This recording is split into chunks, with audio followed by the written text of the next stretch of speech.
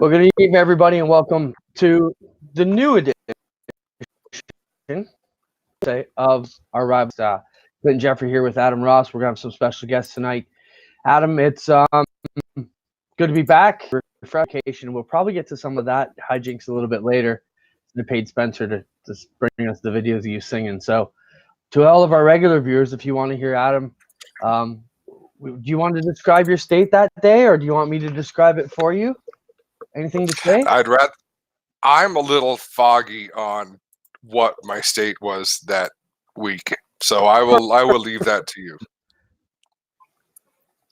All right. Well, I messaged Angie while you guys were on vacation. Said, "Oh, I had him on vacation. The gift that keeps giving. This is too good." So, anyways, glad to see you got some downtime. I took some flack at home as well. I didn't take my wife to Mexico, but she makes the big bucks from home, and she's going to tag me down there. Clinton, why don't you take your wife on nice vacations? What's the matter with you? You're gone all summer. The least you can do is treat Christine to a week away. I can't even afford a haircut. How am I going to afford a trip to Mexico? I'm pretty bummed. So, Adam, let's talk about all kinds of cool stuff we're going to talk about today. Of course, our new Rivalz series that we're going to announce.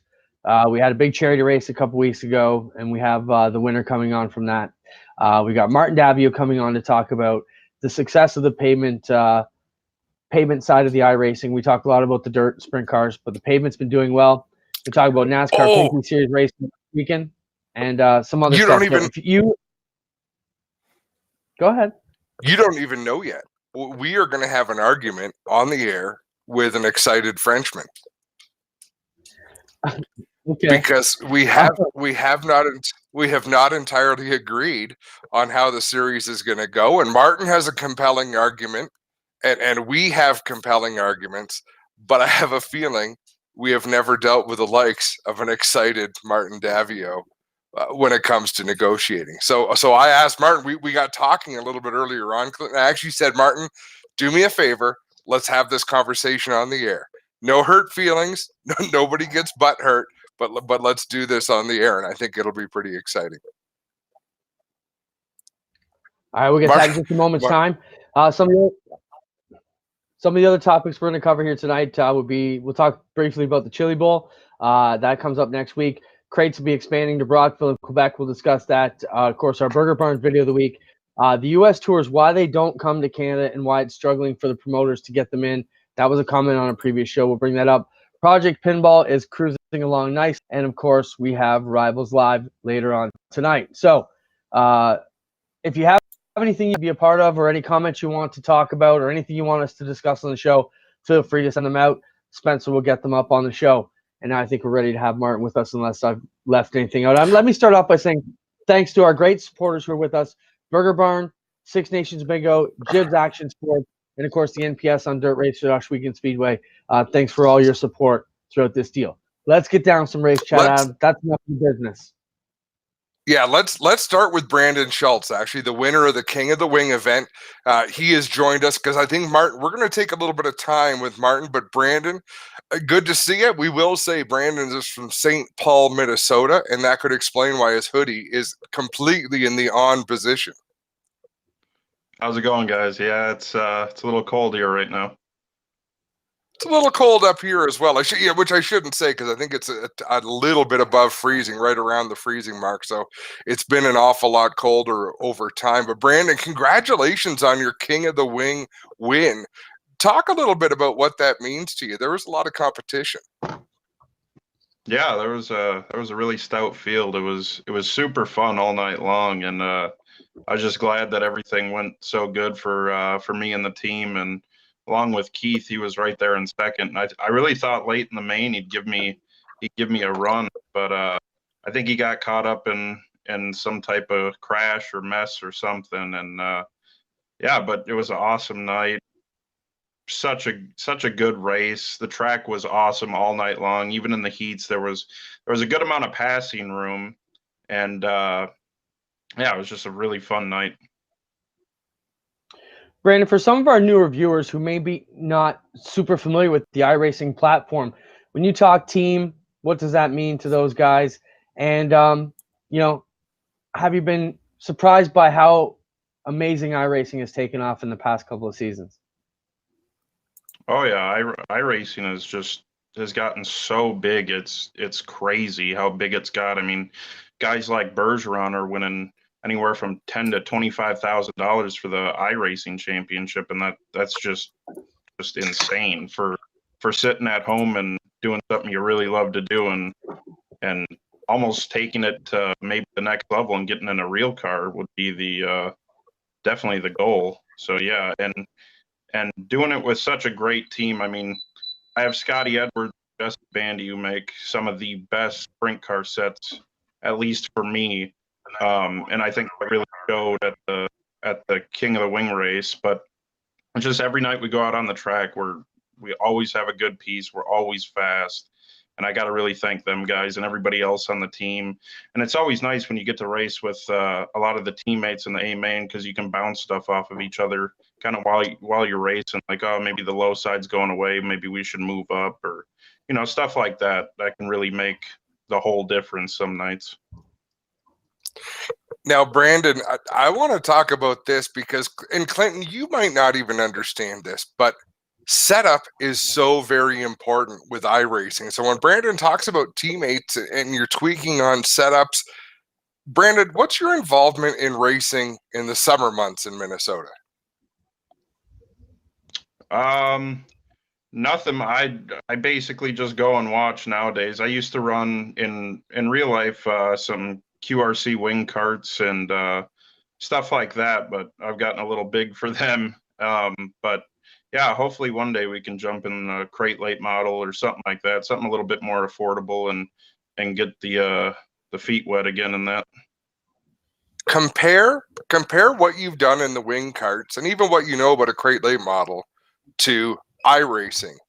In either one, is this, you can't get away with not being bang on your setup, not having the best preparation you can. And Clinton, I'm not sure if you've even tuned into how important it is to fine tune your set for it to be right on to be able to win one of these big races. Yeah, I mean, it's crazy how much time you could take out of the day to just keep tweaking on a setup. Every time you think the setup is perfect, you get on a track that's a little bit different, or you run somewhere else and you still need to tweak on it a little bit. Granted, thank God I have Jesse and Scotty, because they do all that work for me. But anytime I tell them, hey, the car's loose coming in or loose coming out, it's do this, and I go back out and the car's 100%. It's just bang on. So yeah, this setup in iRacing is a very big deal. You still got to be able to wheel the car, but I mean, with a good setup, it just makes it that much easier. Well, thanks for being with us, Brandon. Good luck with your ongoing endeavors here, and we're glad to be having you on the show as the winner of our big charity race, and that was cool to be the King of the winner. So thanks for being with us. And anything else, Adam? Before we close that out, a lot of money was raised for the Make-A-Wish Foundation. I believe it was over $700. So hats off, Brandon Schultz. Congratulations for the win. But hats off to Cody Olson, Roger Craig, the Ashwegan Outlaws group. I believe Preston Kramer had a lot to do with setting up that race. You guys did a really good thing. Yeah, thanks guys for having me. That was, again, it was an awesome race. That's so cool. We raised, I think I just looked, it was over $790 for Make-A-Wish, and that's such a cool foundation, and won some hardware. And yeah, thanks to Rivalz, Ashwegan, Roger Craig, 39 Streaming, just everybody involved. Good stuff, Brandon. Have a great night. Brandon.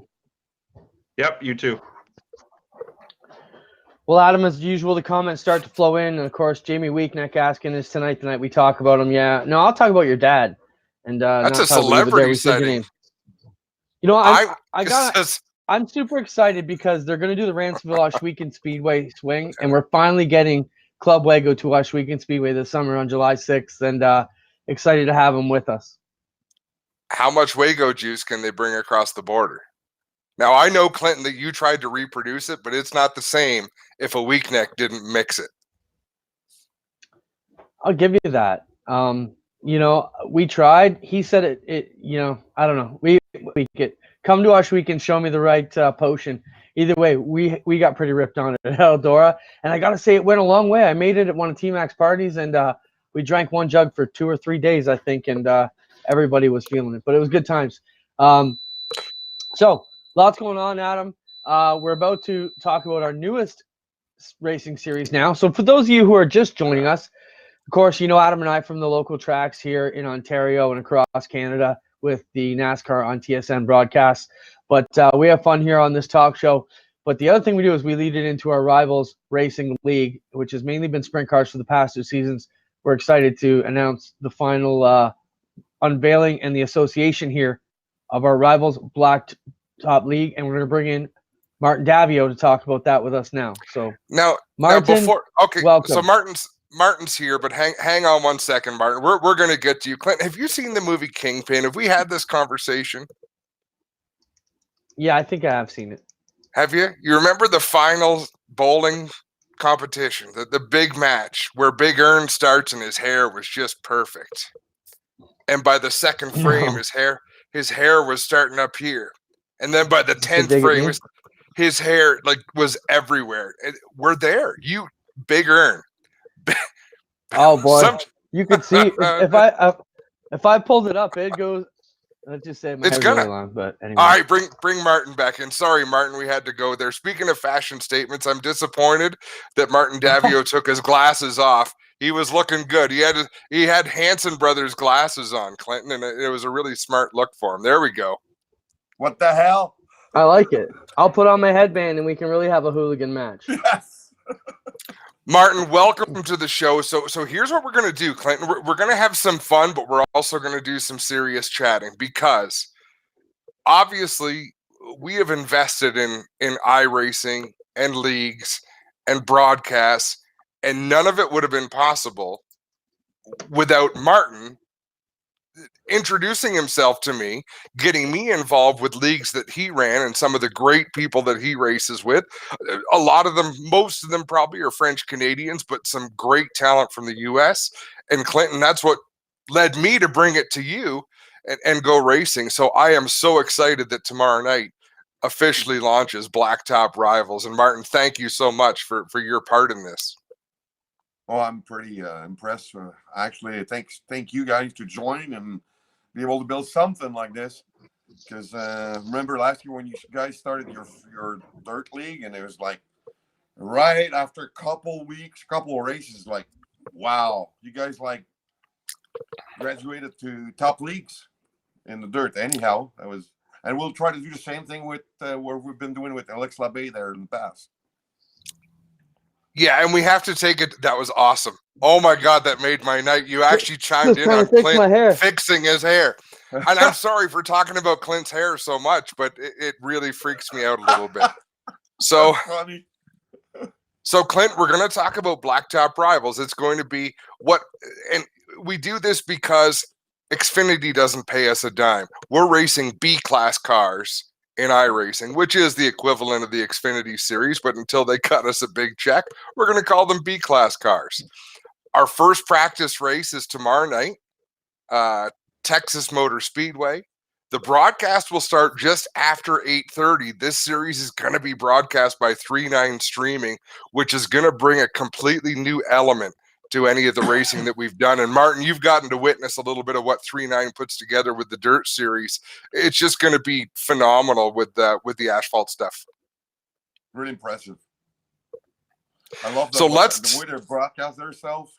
I think they're stepping out of the box a little bit from what we see already been done over and over and over. So I'm pretty impressed with these guys' broadcast for sure. Nice pick for you guys. Clint, you ready? Well, Blue Steel, you ready to get to the argument? Look, I know you want to ask a question, but I just put the headband on because I know you like it. Even Christine said, "You're gonna wear the headband tonight?" I said, "I don't know."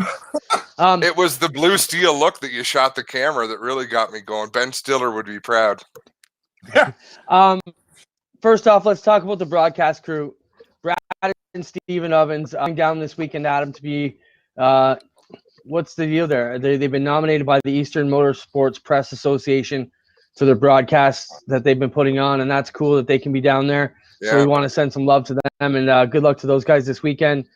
super proud of the association. And, my feelings on it, we were calling these races on our league last year. And, I'm not afraid to say when you hear somebody who's doing a good job, we said, man, I would love to step aside, concentrate on this format. I think we've got a good mix with them handling. So for those of you who don't know, they're getting ready for tonight's broadcast on the other side of things here, and we'll be ready to jump into that here later on tonight. But it's exciting, Adam, to have so much going on.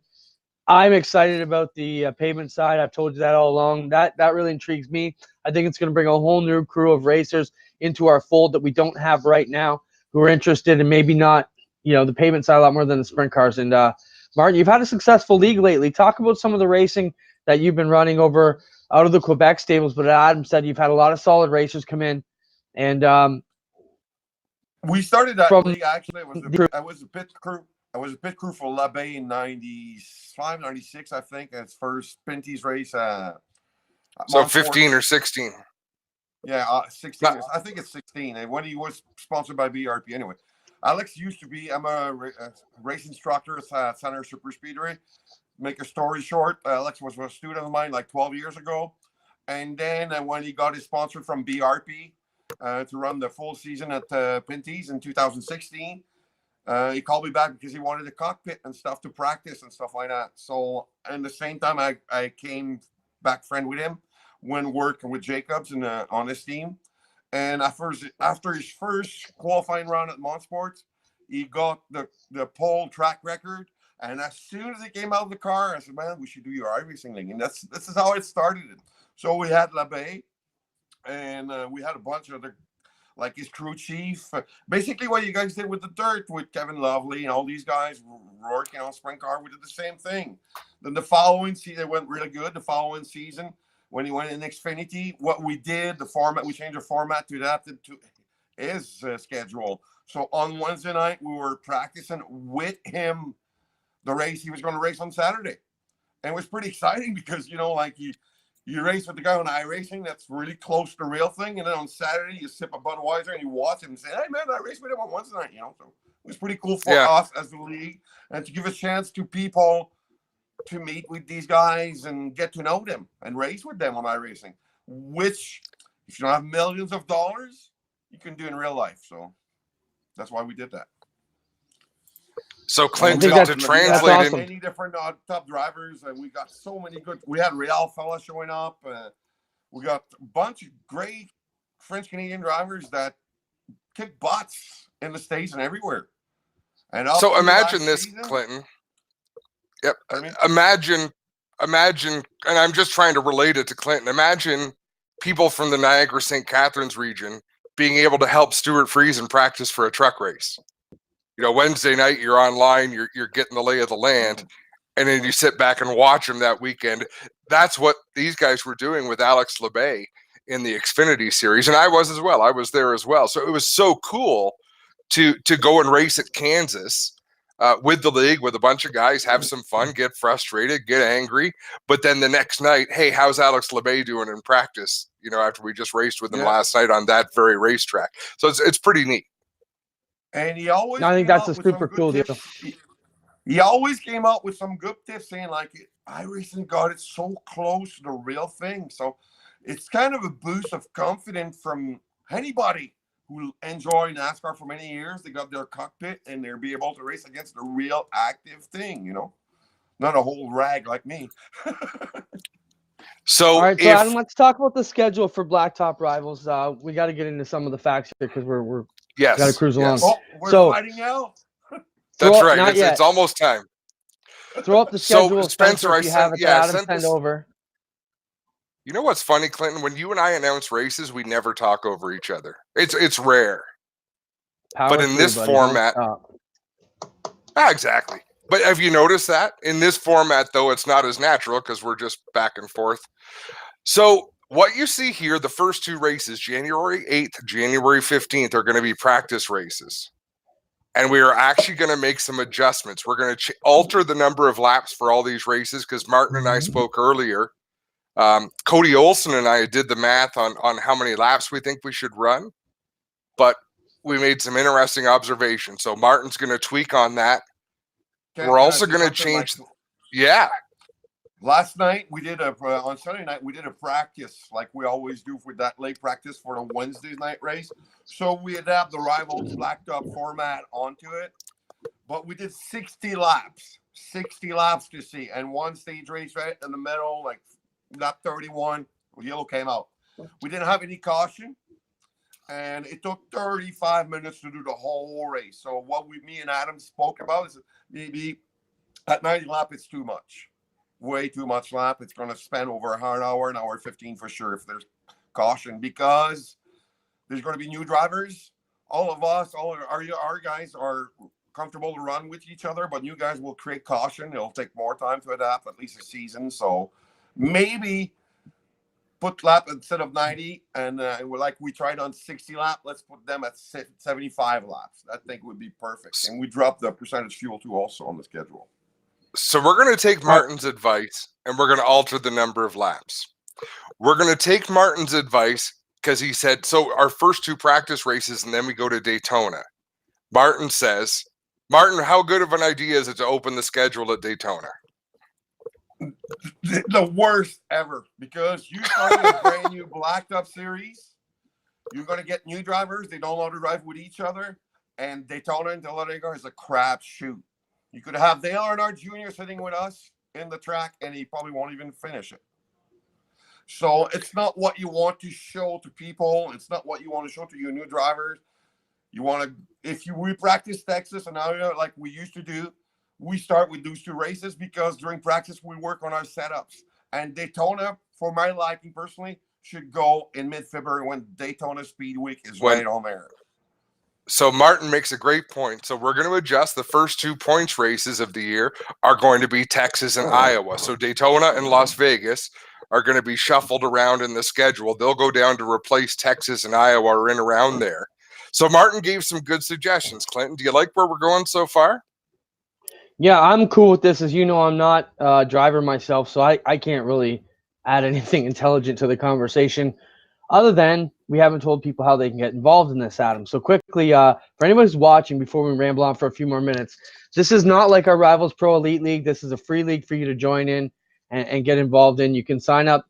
Tell them where they have to go to sign up, Adam, and make sure they know all the particulars here for our Blacktop Rivalz League, which will be in the B class on the iRacing platform.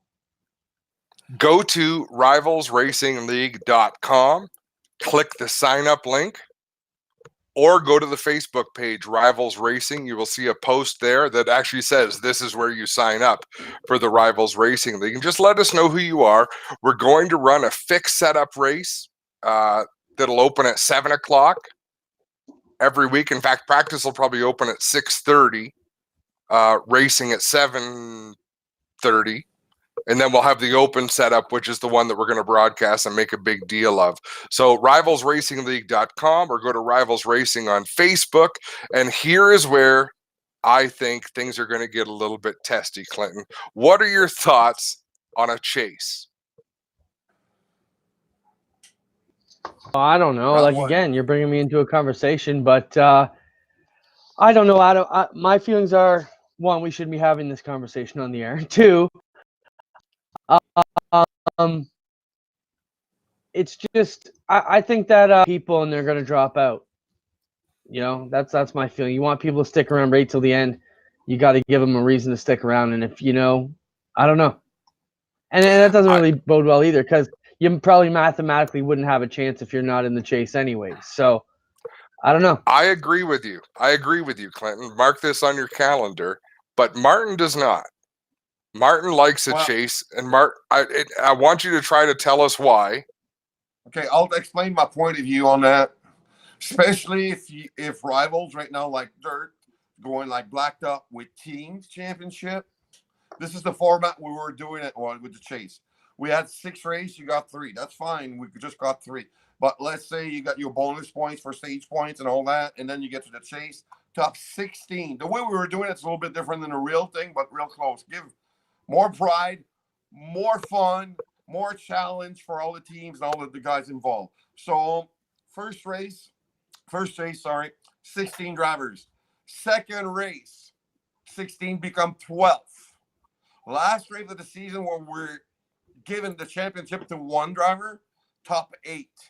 So let's say I'm in my team. I got 4 drivers, and we're so good, so proud that we made it all into top 8. I got 4 guys against 3 others to win. One of us got more chance to win the championship. More drama, more work. Because you'll find out that our guys in our league, they work really, really hard on their setups. Myself, I'm going to be competing this season, the whole season. I'm doing about 400, 500, 600 a lap before every race day to get that tenth of second that I need to be able to compete in the top 5 of top 10. It's really competitive. And so, Martin, go ahead. Leave this with us. Clinton and I are going to discuss, and we'll reconvene. But Clinton, this was one point that I couldn't confirm one way or the other. I really didn't know in my mind what's the right way. I don't like a chase format personally, but I think it's worth having the conversation. We'll do that this week. But the moral of the story is Blacktop Rivalz is going to be phenomenal. Kicks off tomorrow night. You can find it right here where you watch your Rivalz Racing League on the Ashwegan Speedway Facebook page, the Rivalz Racing Facebook page, and it is going to be fantastic because I'm going to be racing. Thanks for being with us, Martin. I just wanted to add last one thing. You guys been putting dirt racing from last season, something you guys accomplished that no other leagues have done so far with the purse and everything you guys done, the quality of drivers you got there, the quality of the broadcast, everything. I know your main goal is to do the same thing with Rivalz Blacktop. We need to do something like you guys did with the dirt side that's going to step us out from everybody else, because every other series got broadcast. Everybody's got the chase, got points fund and stuff like that too. So something to keep in mind. Good stuff, Martin. Thanks for having me. Finally, I'm really happy. No, I'm glad we had you, Martin. Thanks so much. We'll talk to you soon. Clinton, Jeffrey, I knew Martin Davio would be exciting. He's just a fun guy to talk to. Exciting to have him with us. Exciting to have the tour get underway. So check that out. Blacktop Rivalz. Sign up. Make sure you're out there. And for those of you who aren't sprint car guys, get out there and get it done. Adam, been a lot of talk about the NASCAR Pinty Series on Dirt Race at Ashwegan Speedway. You can find all the information for tickets and camping reservations at npsondirt.com. Simple website we put together to help you figure out where you can get all your tickets and stuff. Lots of buzz going on with that. So we'll be talking about some new drivers coming in the next week. I did get a call, and I'm going to show you this today. We've been talking to some drivers, and this driver's name came up. Can you read that on my phone? I'm not sure if you can see who that was. But the last call is Rico Abreu. Hot phone love. Who was that? Yeah. You looked at your phone. Rico Abreu. Yeah, Rico Abreu called me around 8 o'clock and is interested in coming. So models, and we're going to figure out at which race Rico can come up to. Possibly that event for the sprint cars, or maybe the sprint car nationals. We'll see where they end up. But Rico did mention to me, Adam, he would come on the show with us here in about 2 weeks' time. And that'll be right after the Chili Bowl. And so we could be hosting a Chili Bowl winner here in a couple weeks. I seen Scotty Kruder chimed in, so maybe he could be a guest with us as a winner too. You never know how things go, right? Scott Kruder has to be a little bit busy after this weekend. Yeah, he's got a crazy month or two coming up here. You'd be lucky if Allison lets him hang around home anymore. If you look on our split screen there, we've back to racing weekly here with the Rivalz Elite Series. You know what? Brad Ovens and Steve Ovens do a great job of the broadcast. Let's just jump in on them for a minute, Spencer, and just listen to some of the cadence they've got going over there for 30 seconds or a minute or so. Machine is going to be Sean Timmerman. Sean Timmerman will take it away from position number 4. Row 5 to the inside is going to be Jeremy Zarfos. Jeremy Zarfos aboard car number 19 out of Windsor, Pennsylvania, Team Insta Insulation. Kyle Moonen will start to his outside. Moonen, a driver here that we're going to see. I believe Moonen was top 3 last night with the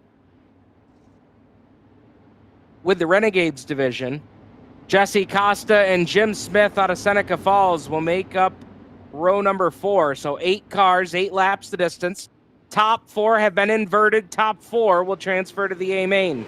Green lights are on. Heat race number 2 is underway.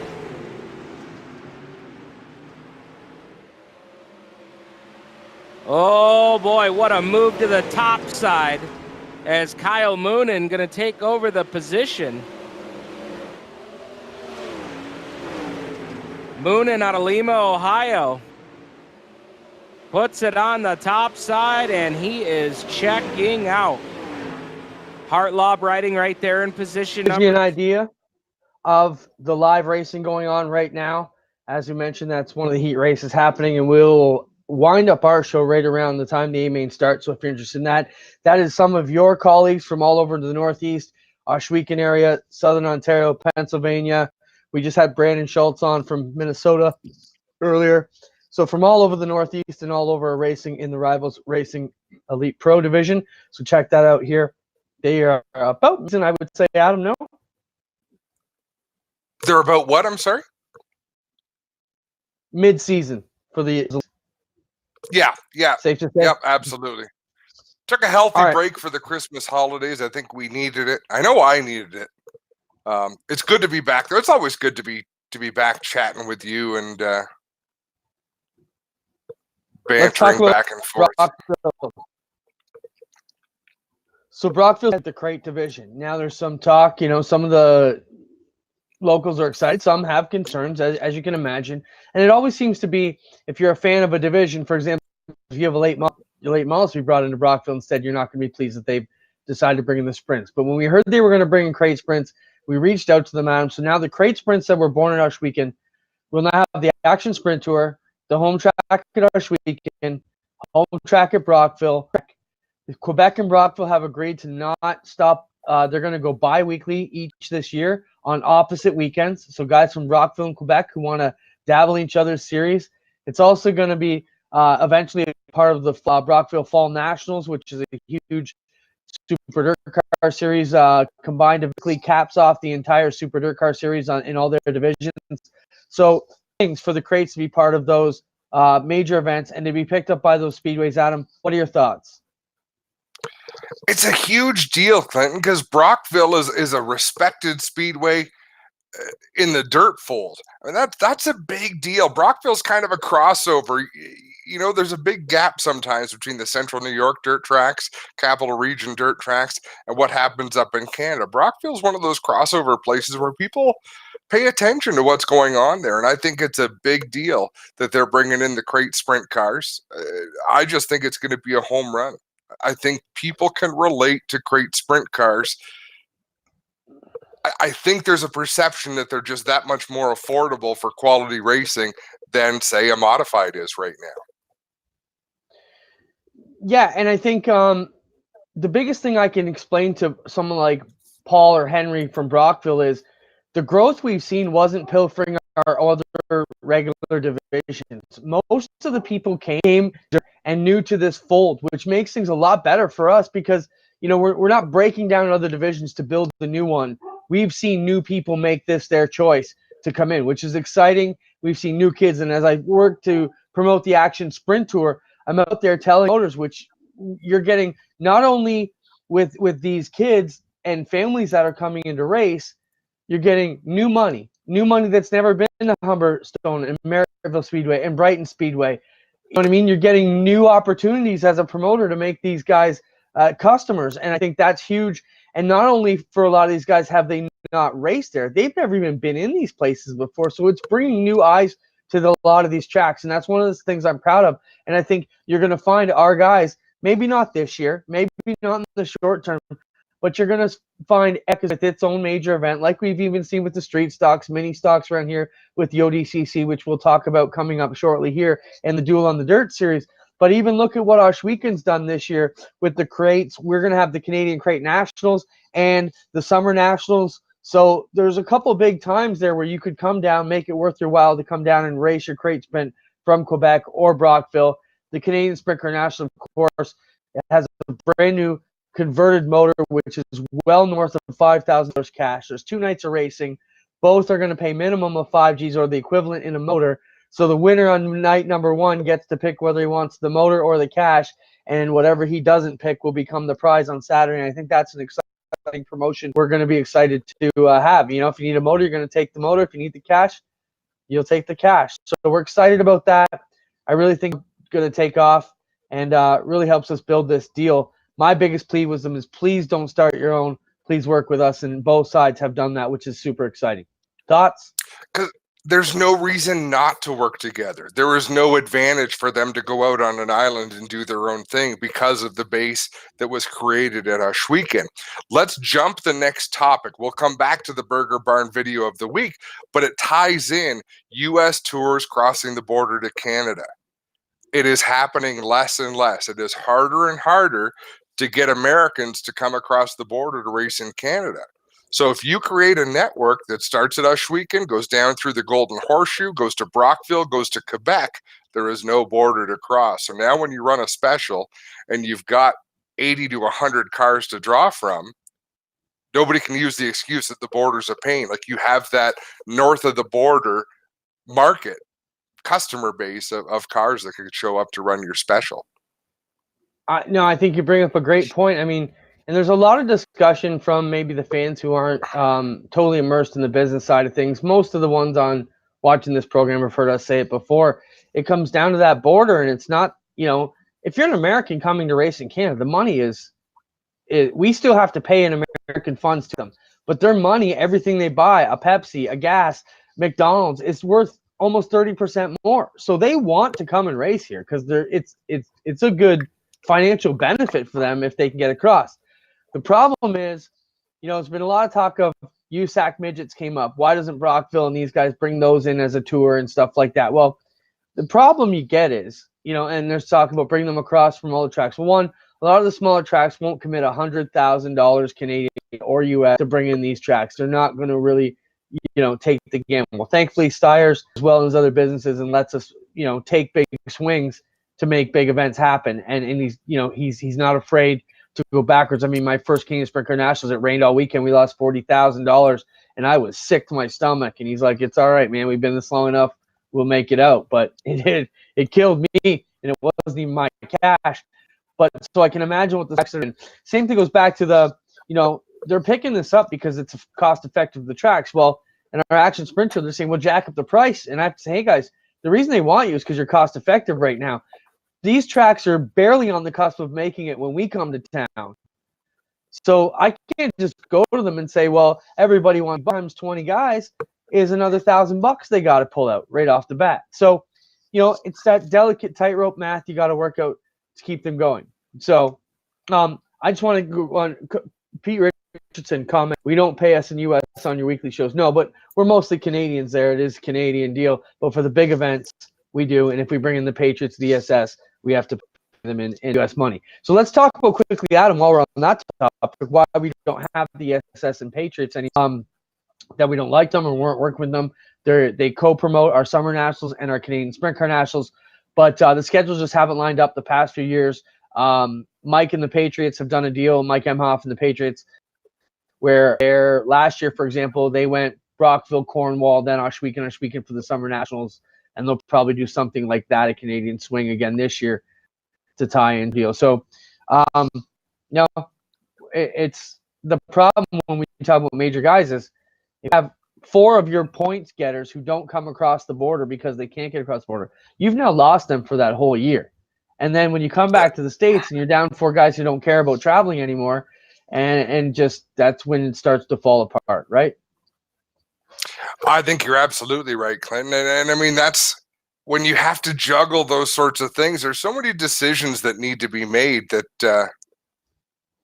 can really have a negative effect on what you're trying to do. So, no, I think you've got the right mindset.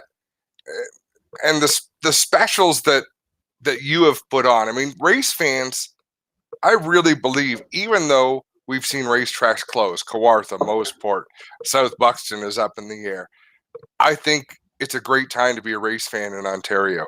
There is some really good racing between Moseport, Jukasa, Ashweekend, Brockville, Cornwall, Brighton, rather.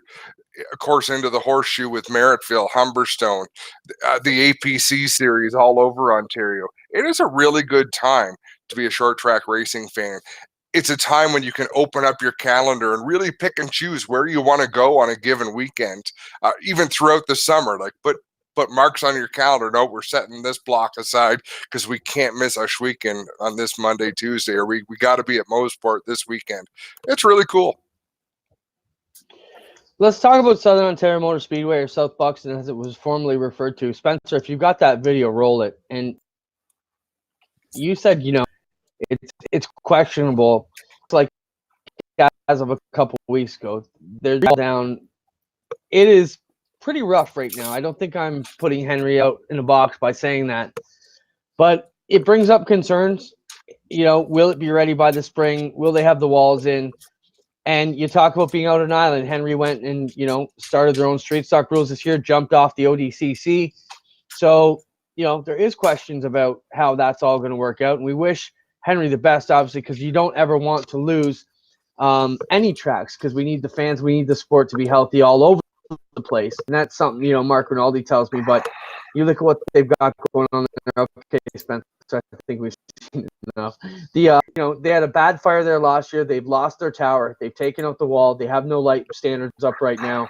He's got a long road to hoe here to get ready for the summer. And, you talk about, tough decisions. That makes a guy like me who's promoting the Action Sprinter. We have a race set up.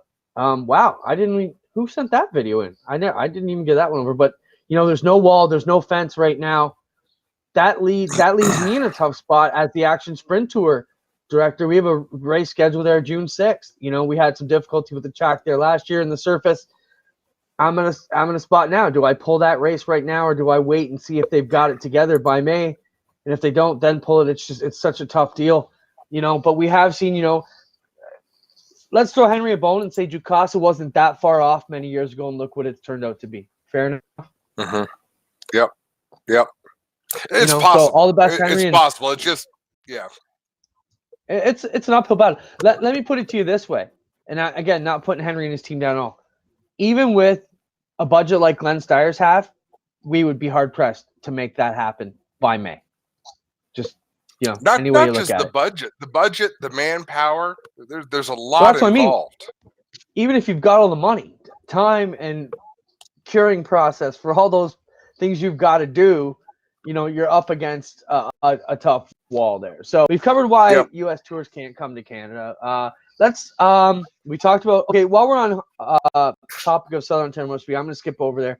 So the ODCC rules of the road, we're just talking about, there's been some updates coming up, mainly clarification. So I just want to let everybody know, street stock and mini stock guys at the other 4 tracks, which are still involved with the ODCC, being Maryville, Humberstone, Brighton, and Ohsweken. There's just been some clarification on the rules. We are in the middle of a second year of a 3-year agreement on those rules. So no major changes there. Just clarification on a couple things like body, rear spoiler. And we hope to have those out tomorrow or the next day across the board. At the same time, we're working to get the 360 updates and the crate sprint updates for Ohsweken out in time. So anybody's asking about rules, we should have all that up in the next 48 hours.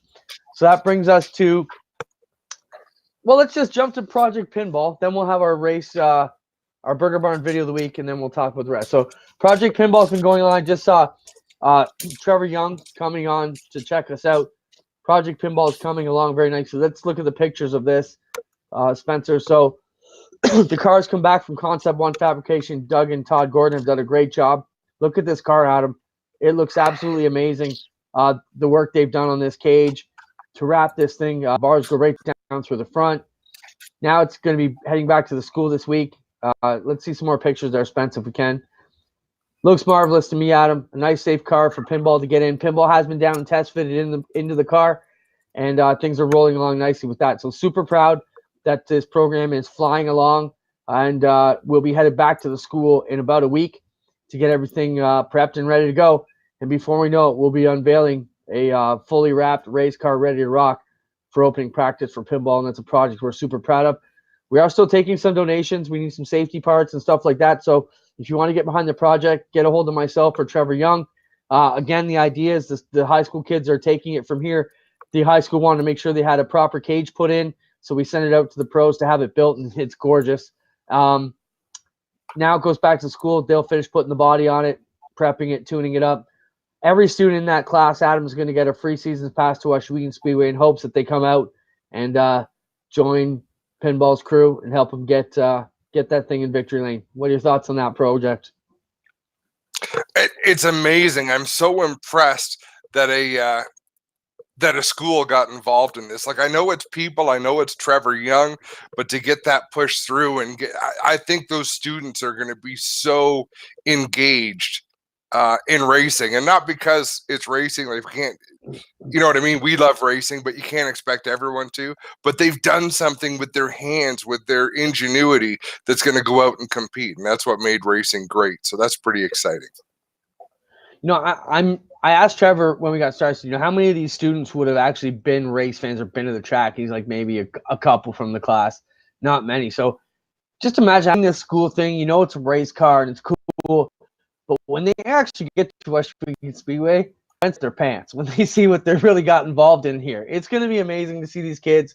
What a fantastic story it's been. And it's going to be super cool to have this one going. Greg, I don't know. Somebody might be able to take Pinball's car to the show in March. I know we've got a sprint car, and we're scheduled to have Stuart Fries and Scott Steckley car in our booth at Motorama to promote the NASCAR and Pinty Series race.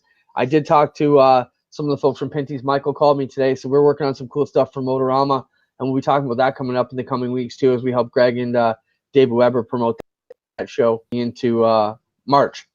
So let's jump to our Burger Barn video of the week, Adam.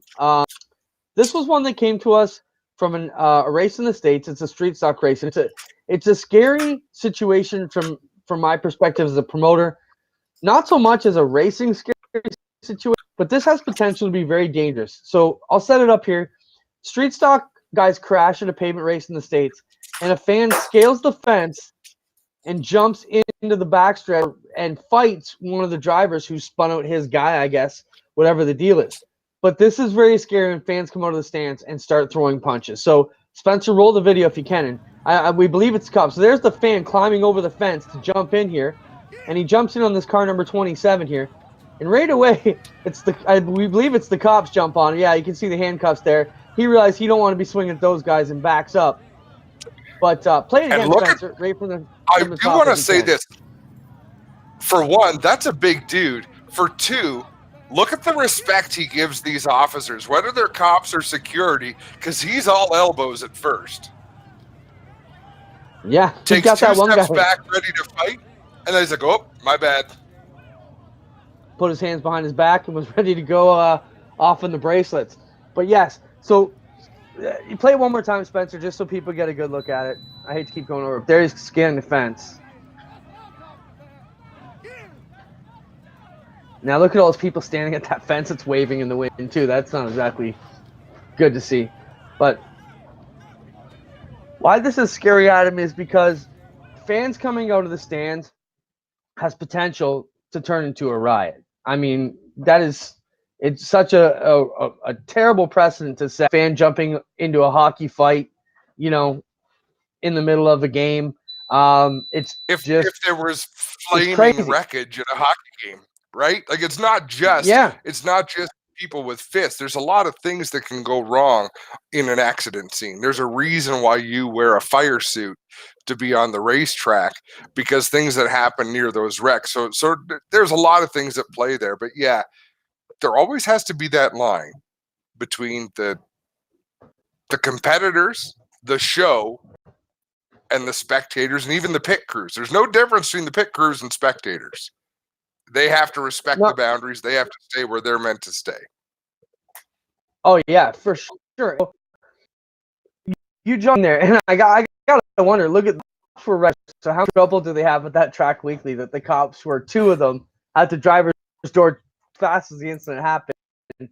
That's not a place that they're unfamiliar with these types of issues. But that was our Burger Barn video of the week. The world famous Burger Barn, located at Six Nation, Ontario, your destination for relaxed dining and comfortable atmosphere. Their menu features traditional favorites served with a Burger Barn twist, complete with all the fixins. My favorite fixin are the shredded pickles. Unbelievable. Check it out. If you can't be there, you can call ahead for takeout, And don't forget, Burger Barn gift cards are available, denominations from $2 to $2. And while you're there, don't forget to fuel up at the brand new Petrol Plus Travel Stop fuel station right on the grounds at the Burger Barn. So thank you, Jason, everybody at the Burger Barn.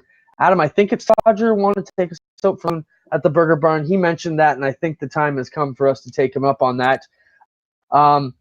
Exciting, though. It's been a good show. We've got so much cool stuff coming up, Adam. I'm bouncing stuff off you constantly. All these topics we've got going on, all the cool deals we've got. I can't wait to get them all announced. Yeah, there's a lot going on. It's an exciting time.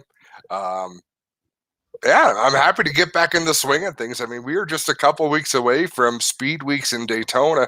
And Clinton, I hate to say this because I have always complained that the off season is so damn long. I don't know what I'm going to do with myself. This off season is boogied right along, in my opinion. I mean, once Speed Weeks hit, it takes the whole racing community and puts us into gear. And before we forget, I should have opened with this, but sincere condolences to the Hood family. Ken Hood passed away. I was at his funeral yesterday. Ken Hood, of course, father of Doug Hood, who's raced with the Canadian Vintage Modifieds for many, many years, and just learned of the passing of Carol Lyons, Steve Lyons' mom, Scott Lyons' mom.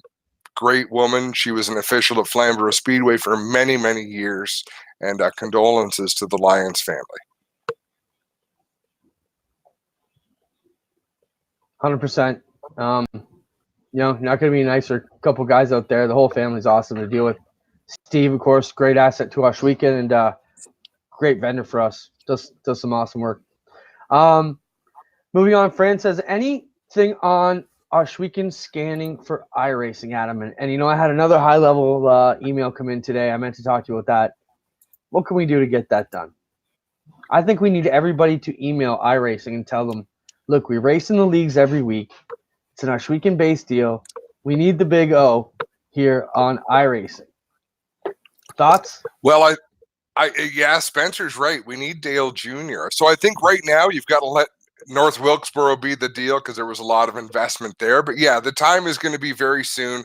We'll work on a campaign that they will have to listen to. But we really need to get the people that they listen to get vocal, guys like Christopher Bell. I mean, we have access to people who are influential with iRacing. Kyle Larson, Christopher Bell. I believe, Clinton, that we're doing things as a speedway that nobody else is. We are using esports, iRacing in a way that nobody else has done yet. And it's going to pay off. I think people will be thrilled. It's got to happen. It has to happen. I think if we stick with the positive end of things, everybody keeps pulling the rope in the same direction. We have made some major things happen. Great, Adam, another huge growth year coming. And we've seen that grow into the 360s as well at Osh Weekend. And it's going to be even crazier this year than it's ever been. 60 cars weekly on a Friday qualify. We're going to be there, if not this year, by next, which is insane. Unless they keep moving up to the crates, up to the 360s, which they did. I mean, at midpoint this year, we had 6 of our top 10 were crate graduates. So it shows that the expansion is on the rise, and it's making all of the sprint car world healthier in this region. Do we know? I don't know. Do we know when our locals are qualifying next week? Yeah, we almost. Do we know when the locals are qualifying next week for Chili Bowl? Holly Porter, Scott Kruder? Do not. We can find that out. We can get that posted. We'll definitely be talking about that on next week's show as we may have some live updates. I didn't really see when they came out yet. We'll have to see when the reports come. You can handle more push trucks, Terry Watts. And John, that's definitely his inner Ralph Macchio, the Karate Kid. More like the Geritol Kid, but whatever. I took that shit all weekend for wearing this. But I said, if you're going to call me the Karate Kid, I need the House of the Rising Sun one and the Karate Gi. But yeah, for sure. No. Let's get Scott Kruder next week from Tulsa. I'm sure he'll do that for us. If he's in Tulsa by Tuesday. I'm sure he can get on with us and have a chat. Yep, that'd be cool. Well, we are winding down tonight's show. They got a minute to go in the Rivalz Elite Pro Division from Eldora tonight. Adam, it's going to be a great race. Eldora, no matter what they're racing there, from shopping carts to trucks to sprint cars to midgets, always exciting. One of the drivers' favorite tracks to, simulate and have some fun with. Your thoughts as we get ready to turn it over to Brad and Steven. Yeah. Slide Job City. That's what we're about to see. It'll be a good show tonight. Next week, we're going to talk about some victory game stuff, some rivals there, because Martin reminded me that we're going to have some success in Quebec with that program. So we got to talk to the boys, Clinton, and see if they're geared up for it. Super exciting to be able to have gaming on the e-gaming, if you can say that. So we're excited to get that rolling. Just want to mention, while we're talking about gaming, Six Nations, the other one of our big supporters here, whether you're bingo fanatic, they've got you set up. Even if you're a bingo newbie, call them at stop in and see them. Six Nations Bingo, 2585 Chiefswood Road, just north of Highway 54. They've got all kinds of cool things going on. We thank them for the support. We're going to have some more promotions with them. Did you know they just built some new cabins at Chiefswood Park? And we'll talk about getting some accommodation.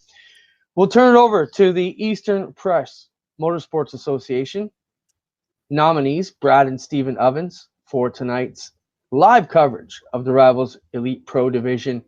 Excited to have it. Some of your friends, if you're involved with us or in this race, it's going to be exciting. Anything you want to say before we turn it over to them, Adam? Tomorrow night, we're broadcasting again. Blacktop Rivals makes its debut. Clinton, it's going to be a lot of fun. You've got to get somewhere where you can watch it and even be with someone as they partake. Like go and visit Rick Scott while he races or something. No, I'm going to borrow Lovey's rig and get into a race myself. I'll jump into a recruiting race one of these weeks. But here we go. Thank you, Spencer, for all you do for us as always, buddy. Glad to have you back with us for 2020. Our producer extraordinaire, the man behind the scenes, makes us look good even when we don't at home. Thank you, Spencer, for all you do. We'll flip it over to Brad and Steven Ovens and 3-9 Streaming and Turn 5 Media's coverage of the Rivalz Elite Pro. If you need a racing fix, stick around. This is going to be awesome. 97 is going to be Brennan Lacey out of Bixby, Oklahoma, the Sim Racing Concepts ride, starting alongside Troy Wagaman Jr. out of Hanover, Pennsylvania. Row 3 to the inside will be the one of Austin Carr, starting alongside car number 2, Cody Hartlaub out of Hanover, Pennsylvania. Row number 4 will be the 22 of Jason Nygaard, starting alongside car number 13, Keith Jackson out of Bonne Terre, Missouri. Chris Steele out of St. Catharines, Ontario will start alongside Jeremy Zarfos out of Windsor, Pennsylvania. Row number 6 will be the 30 of Stephen Goldner, the 44 of Adam Buchanan out of Brewerton, New York. Kevin Ridley out of Waterloo, New York will start alongside Kyle Moonen in car number 72. Dakota Kuhn in the 95 hails to us out of Mount Holly Springs, Pennsylvania, alongside David Flick, Livingston, Montana. Brian Beagle, Kevin Loveys, Alan Downey, Larry Moody, Bobby Sweeney, Jeffrey Barker, Donovan Ross, Shane Pierce will make up the remaining field. And race fans, at this time in the racing program where my good friend Gary Montgomery would always say, race fans, it's time to sit down and hold on to your seats, because these men, by the grace of God, iRacing and 800 horsepower, are ready to go to work. The 35-lap Bay Main is green.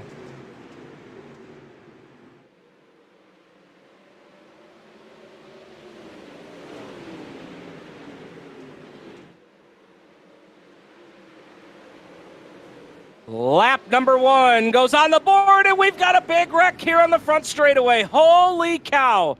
Talladega has broken out at the Eldora Speedway. Oh, my. And it looks like that might be Kevin Ridley upside down in the first turn. And look at, oh, my God. Wait until, folks, if you missed it, if you were looking away from your screen, wait until you see this replay. Holy cow. Brad, I think if you look at that turn 1 camera and just hold that wide shot, holy cow. They come down the front straightaway, and it was like a bomb exploded. And all of a sudden, just a mass of metal and aluminum and these, oh my God, watch this. There you see the contact right there. And look at the field. storming in. Holy cow. I think that was Austin Carr in the 1. What a great shot here. Brad Ovens, stand up and take a bow, my friend. What a great job here on the video replay. That slow-mo shot was the bomb. That's about as big a wreck as you're going to see on the iRacing platform here on the dirt. We are going to see a single file restart here this time as we get ready to go back green flag racing. You're going to ride on board here with Kevin Ridley as we get one more look here. And look at that. There are cars flying through the air every which way. Then Ridley gets hit from behind, and wow. Unbelievable. Coming back to the green flag this time, it's Bergeron that's going to bring us back to the green. Timmerman riding in 2. Troy Wagaman 3. Green lights are back on. So single file restart this time. Going to try and get some laps up on the board here. Yellow flag laps do count in this race.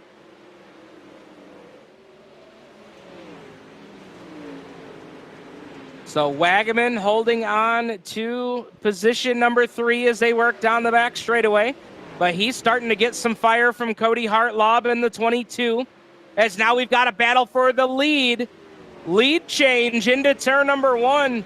Bergeron with the slider line. But here comes Sean Timmerman back down to the bottom. New race leader into turn number 3. Timmerman with the slider into turn number 4. Bergeron turns it back underneath him. What a great race for the lead. Bergeron reclaims the spot as they work off of turn number 2. Timmerman up to the cushion through 3 and 4. Bergeron kind of floats through the middle. And now here goes Timmerman down to the inside. Slider line into turn number 1. New race leader, it's Timmerman. But Bergeron turns it right back underneath him. Boy, Bergeron made it look easy coming off the second turn that time. So now Timmerman's going to lose some car lengths there to Bergeron. And now we'll go back to this battle here with Jason Nygaard, Cody Hartlob, and Adam Buchanan. Adam Buchanan having one of his better efforts here in the Rivalz Elite Pro Series. Talked to him pre-race here tonight, said that they've had fast cars, they just haven't had the racing luck to go with it. As let's dial up Adam Buchanan's onboard camera there. As he contact there. I think that was Nygaard and Cody Hartlob, and now Buchanan solidly in position number 4. As he's got all sorts of action happening behind him as well. Kevin Lovey's an impressive run here for Kevin Lovey's. Let's touch on this story right now. Kevin Lovey started 18th. He's currently up to the 5 spot. Just took over a position from Jeremy Zarfo, so Kevin Lovey's into the top 5 here for the first time tonight on lap number 13.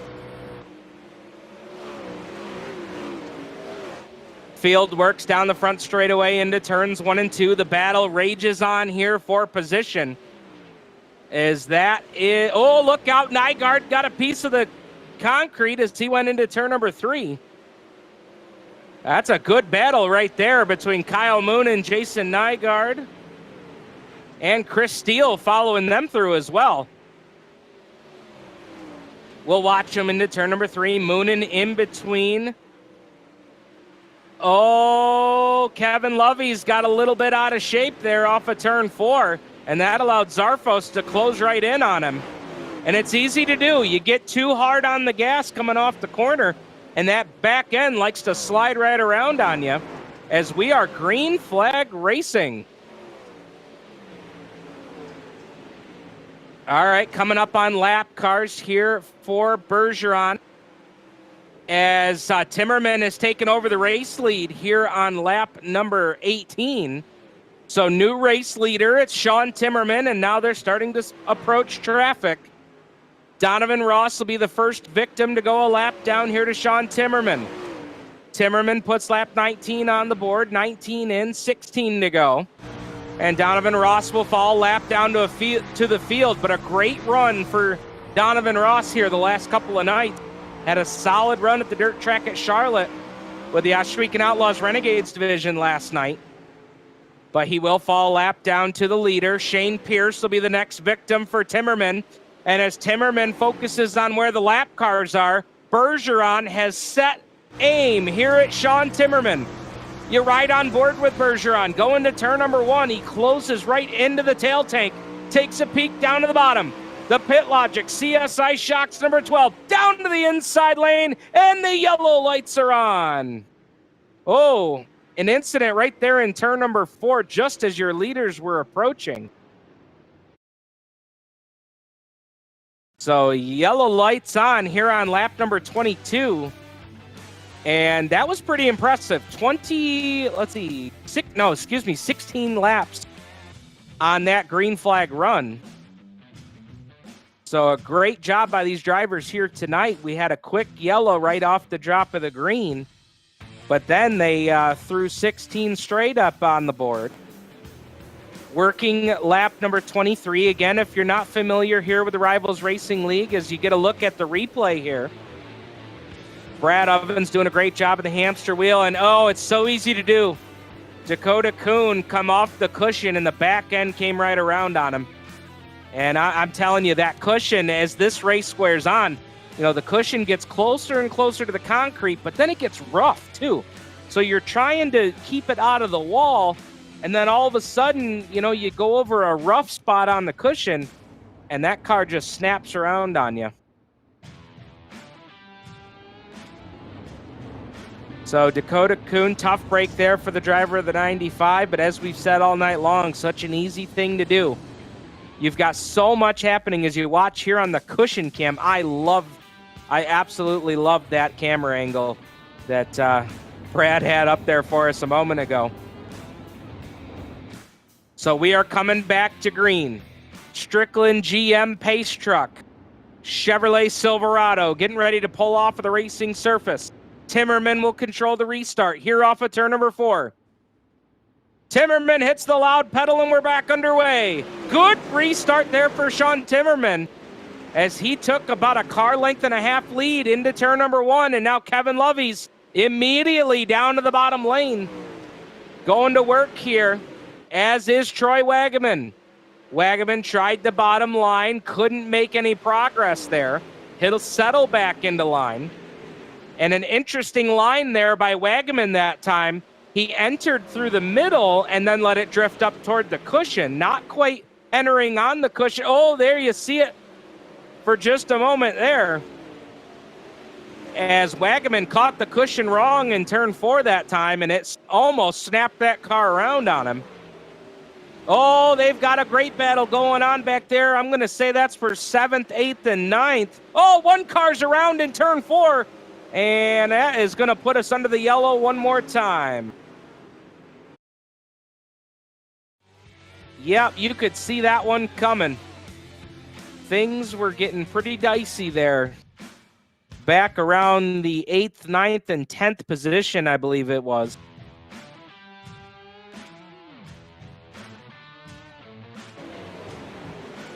And as we've got a replay here for you. Yep, one car.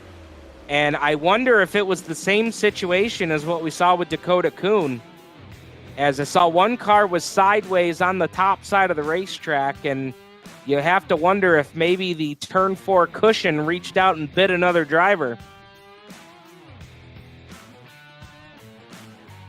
And it looks like it was almost the same exact thing as what we saw happen to Dakota Kuhn. Let's watch them into turns 3 and 4 one more time.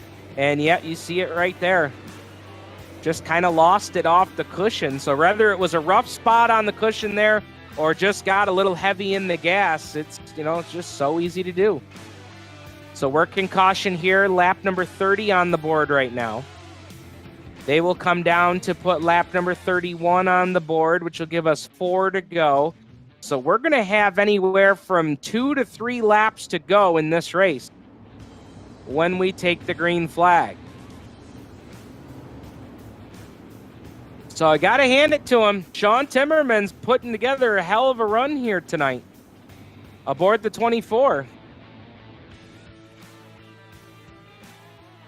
Alex Bergeron's really been the Rivalz Elite Pro Series dominator this season. Comes into the night with a 12-point advantage in the point standings over Ernie Williams Jr. Williams, who we don't even see here tonight. Green lights are back on. We are racing. 3 laps to go here for the Rivalz Elite Pro Series. And look at Wagaman, 2 for 1 into turn number 1. But he caught the concrete. And now he and Hartlob get connected on the back straightaway. Battle up front for the lead. It is Alex Bergeron who capitalizes.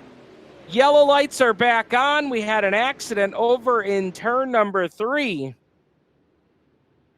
Wow, what an exchange we had there. And out of that, Alex Bergeron takes the lead.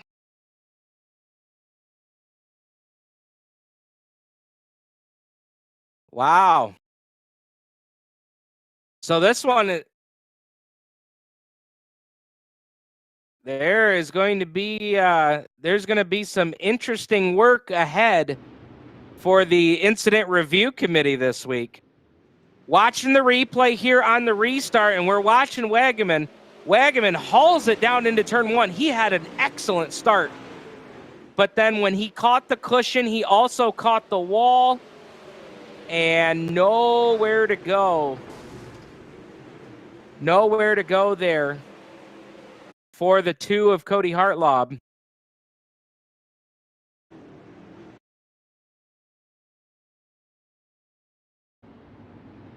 So we will go to a first attempt of a possible 2 attempts at a green-white checkered finish. And we are coming to the green this time. If we're not able to finish under the green flag here, we will make a second attempt at a green-white checkered. If we're unable to make a successful second attempt, the race will end under yellow. Green lights are back on. Bergeron back on the gas. Here we go. Green-white checkered. And look at Kevin Lovey's. Lovey's through the middle. Thought about trying the slide job, but he wasn't up far enough. He's up to second as he goes into turn number 3. Slides up the racetrack. Timmerman back on the outside. And Alex Bergeron is loving what he's seeing. White flag is out, and Bergeron down the back straightaway for the final time. You didn't think he was going to have an opportunity to do it here tonight, and Alex Bergeron closes late to win at Eldora. Second across the line was Sean Timmerman. Third is Kevin Lovey's. Chris Steele fourth. Ryan Beagle will round out your top 5.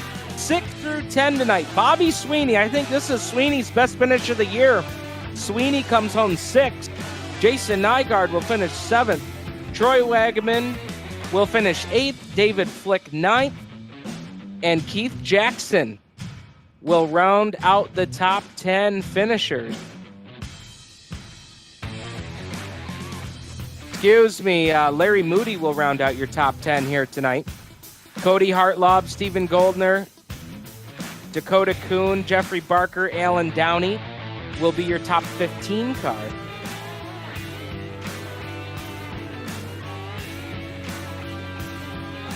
And we will work on getting a word here with your top 3 finishers. We're going to hear from third place finishing Kevin Lovey first, but we'll give these drivers an opportunity to gather themselves up here, and we'll get a word with them here momentarily. Race fans, stay tuned. You're watching live coverage of the Rivalz Elite Pro Series here from the Eldora Speedway on 3-9 Streaming and Turn 5 Media.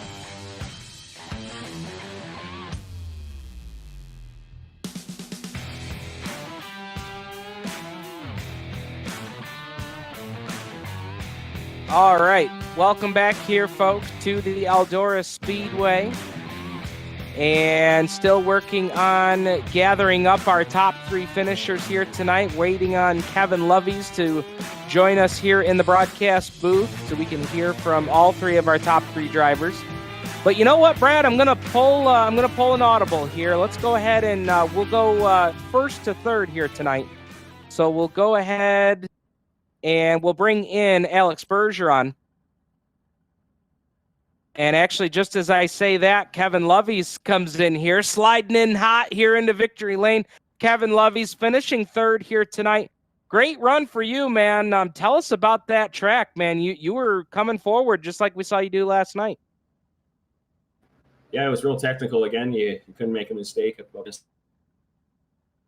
Yeah, just wish they didn't have to start near the back. Probably would have been a lot more fun starting up front.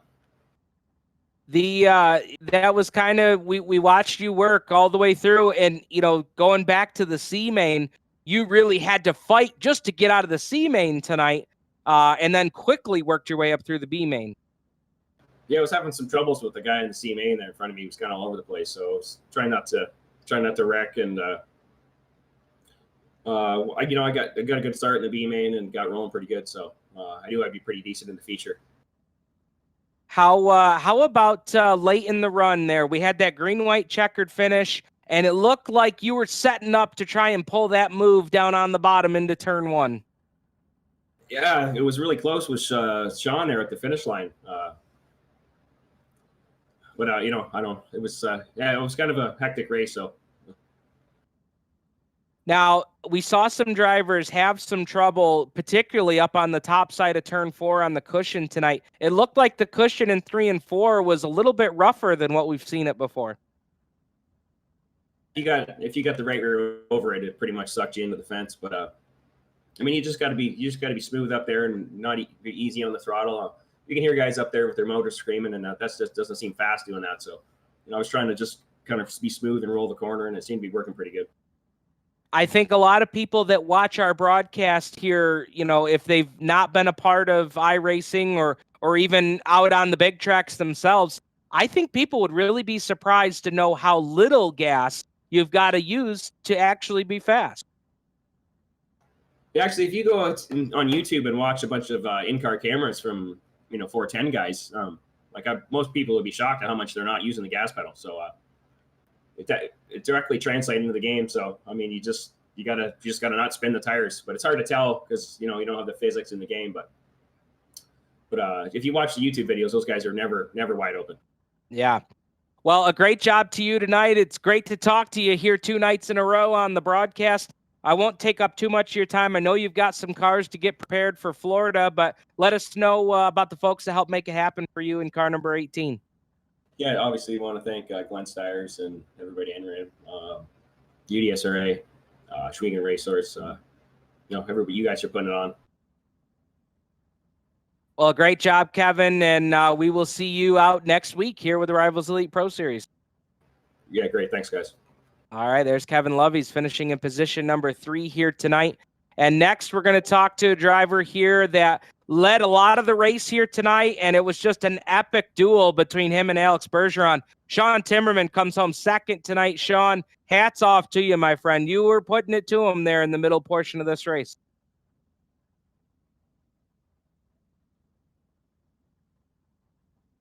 And I just had to be perfect up top, and once you jump the cushion, it was almost game over.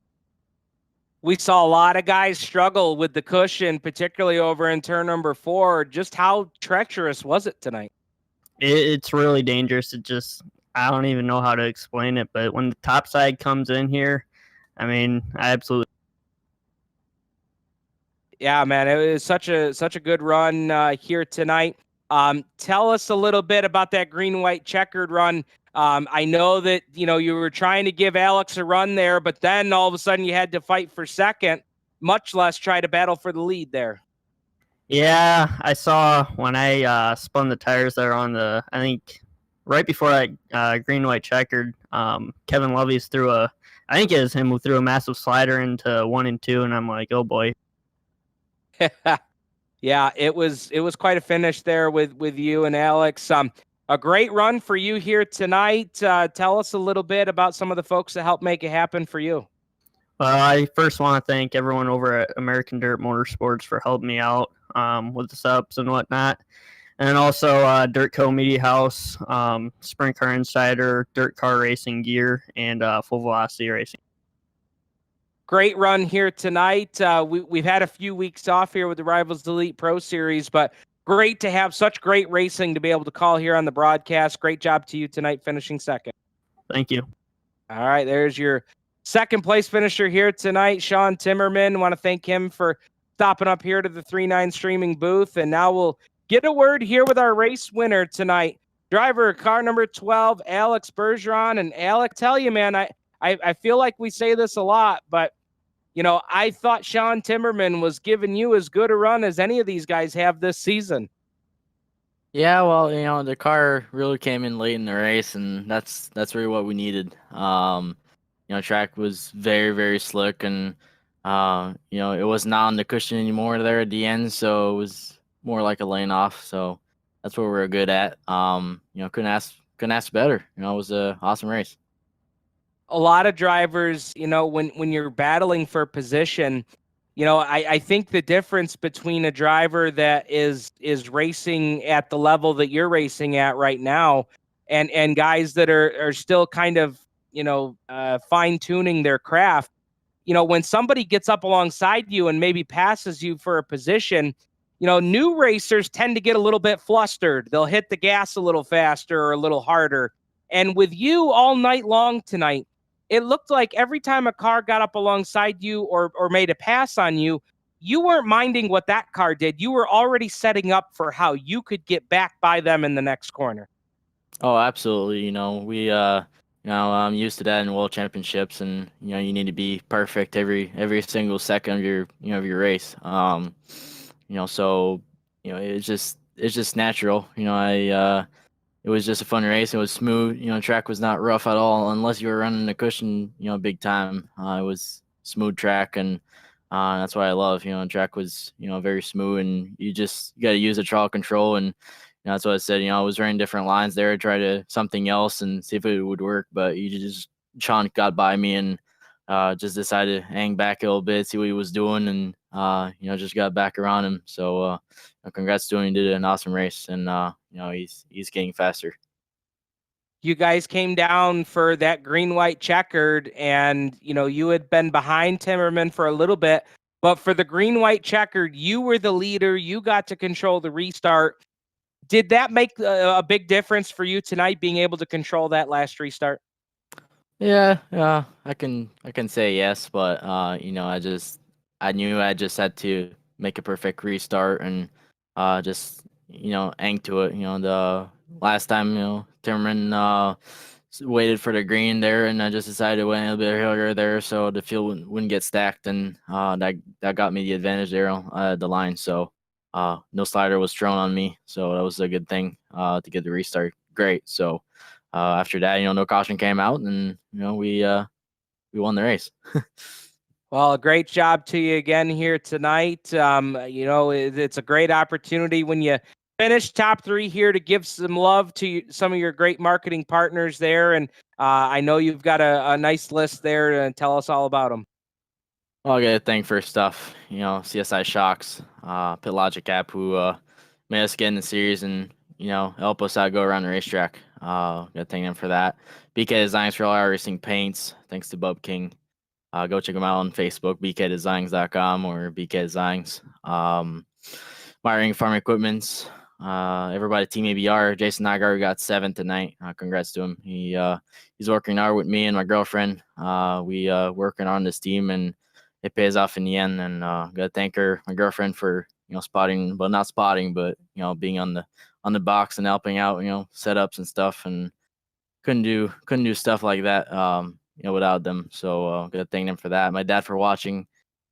Everybody, all the fans out there tuning in, supporting the series. You know, thank Rivalz Racing for putting this up. You know, Cody Olson for, you know, great race directors, and you guys for broadcasting, doing an awesome job. And it was a nice race. Well, congratulations to you, Alex. Another win here, and going to extend that point lead here with the Rivalz Elite Pro Series. Great job tonight. Thank you, guys. All right, there's Alex Bergeron, winner tonight here at the Eldora Speedway. What a show these drivers put on here tonight.